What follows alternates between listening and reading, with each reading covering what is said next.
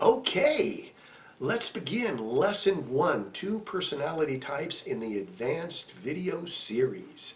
In this lesson, we're going to go over the modifying factors to the personality types, which happens to be body type.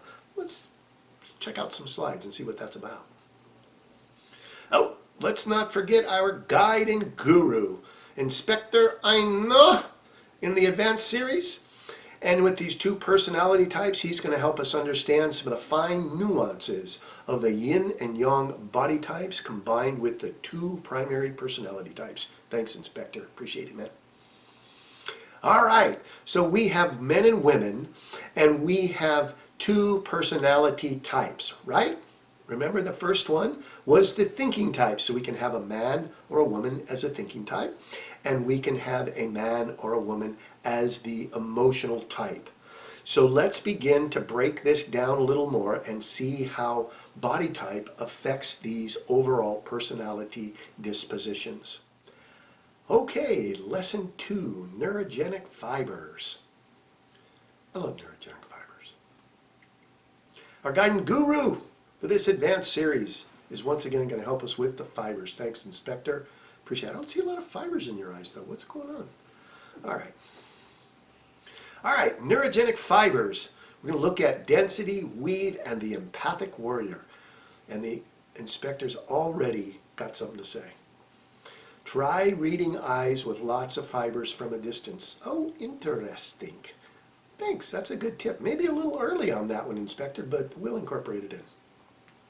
All right, so we're going to start here with our 2 primary types. Well, this is the foundation of all of this work. The masculine charge, the analytical, the thinking type on the left side of your screen. Over to my right here. And over to my left over here, we're going to have the emotional type that has the rounded openings, more feminine, creative, spontaneous, all that stuff. So these are the 2 polarities that make the world go round, right? Well, there's a third polarity, and the reason I put a plus and a minus, because these are actually charges, like terminals in a battery. One's not better than the other because it's a plus or a minus. They are opposite. They are completely opposite, and one is not better than the other. They need each other to synergize and make energy. But energy, and if you even look at how a house is wired or put together, when you put an electrical system in, they put a 8 or 10 foot copper coated rod down into the ground, and then they hook the ground up. Remember, that green one is the ground. And the ground is what actually brings them together, and one becomes strong and the other one becomes weak, and you have the imbalances in the power supply. The ground takes that extra energy, puts it in the ground, so nothing blows up and breakers don't go and your light bulbs work. So the ground is actually an essential part. It's actually neutral, and it's actually an iris type. And there it is. These are the neurogenic fibers. And the neurogenic... All right, lesson 3, iris color. And our guide and guru in this advanced series, once again, for iris color, Inspector Inthe. Yes, eye color. Oh, you got big blue eyes, don't you? Or at least one of them. All right, 2 aspects of color we're going to look at. We're going to look at color buildup, which is the formation of color in the eyes. And then we have the actual color of the eye itself. And what's interesting is that buildup is over time, and you know, different color eyes have different propensities to add colors, but then we have the original iris color. So we're going to look at both in this series. Here we go. All right, we have 3. First, we're going to go through just the physical colors. We have 3 colors of eyes that we work with. The blue eye on the left side, the green eye in the middle, and the dark brown or hematogenic eye on the right side of your screen. Okay, lesson 4, iris positions and iris sections. Thank you, Inspector, for showing up to take us through this advanced series level, iris positions and sections. We just said that, and here we go. All right, in this lesson we're going to learn about the 180-degree rule, the 90-degree rule, iris halves, and iris quadrants. So this is going to be a modifier to positions, and this chart has just taught me so much. And these patterns up to my right in the masculine eye, and these patterns up here to the left in the feminine eye. I mean, this chart is, I don't think you could ever understand this chart in a lifetime. You can fold it over, you can fold it in half, you can lay them on top of each other, you can do all of these crazy things with it, and there's so much that it communicates and teaches us about life. So as we look at these different sections in the two rules of the 90 and 180, we can start to deepen our information of how we're going to combine these positions. Because, you know, like I said, the human psyche is spherical. Everything's playing off of everything. And the ability to understand why people do the things they do, why accidents, illness, disease, why these things are always a combination of thoughts, feelings, subconscious, unconscious, and we can't ever, if you want to just point your, self into the direction and say, I was just hit in the back by a car. I didn't do anything wrong. I didn't play any part in it. Yeah, right. We all know that accidents happen on purpose, and everything in creation happens for reasons, because energy is always going and co-creating. Both people are always, two individuals, 3, 4, the collective, are always creating.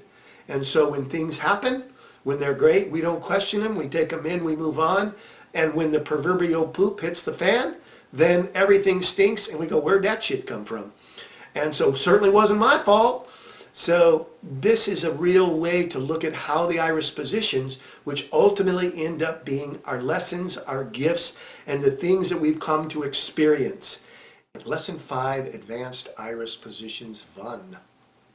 And thank you, Inspector, for coming along and helping us with iris positions as we delve into the next level of these. All right, in this lesson we're going to learn about the 180-degree rule, the 90-degree rule, the 4 positions of the heart, and creativity. And just a little correction here. I said we were going to learn about 180 and 90 in the previous lesson. I saved it for this one just to surprise you. Okay, here we go. So iris positions are, once again, as we just looked from the last lesson, they're quite deep. I don't think you can ever learn them in a whole lifetime. These patterns and these charts have helped me learn more about life and the inner workings of the human being probably than any other thing I've studied. And the chart keeps teaching me over the years. What do you have to say about that, Inspector? This chart cannot be fully understood in a single lifetime.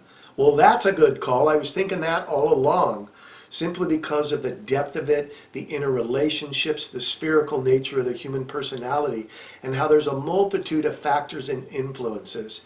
So by looking at this 180-degree and 90-degree rule, and by grouping some of these different specific positions together, we're going to be able to encapsulate and look at other areas of life, and particularly with the when we draw lines across the eyes at 90-degree angles, then we get a combination of lessons.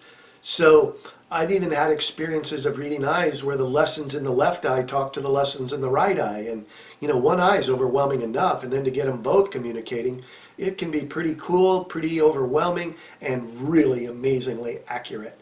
And that's what I love about this. So let's jump in at the next level and see how these positions play off themselves. Lesson 6, Iris Positions 2.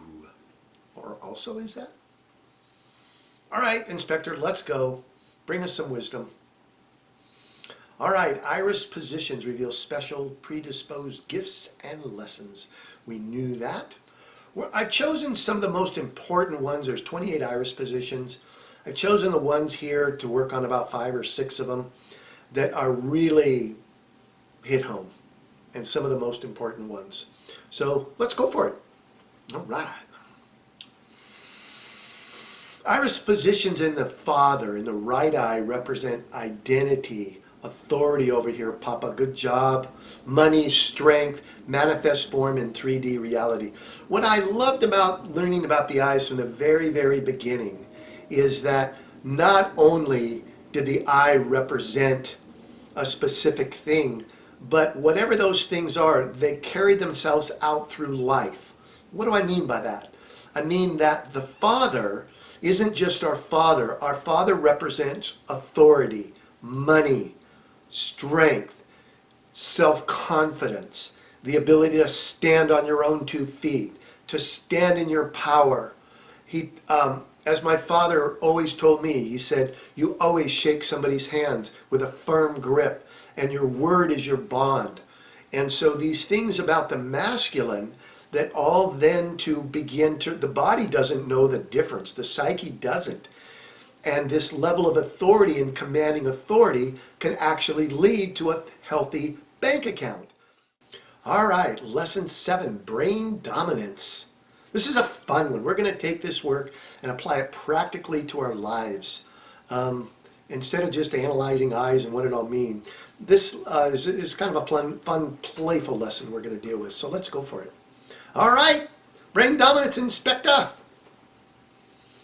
Hemispheric brain cycles, short-term brain cycles, body signs and postures. So remember we had that longer-term brain cycle that we dealt with in the basic series. In that lesson about brain dominance, we were looking at the half moons in the thumb and the more long-term brain cycles that pull us and push us and pull us to our mother's and father's side of the family, hence different hemispheres of the brain. Well, in this section, we're going to look at those shorter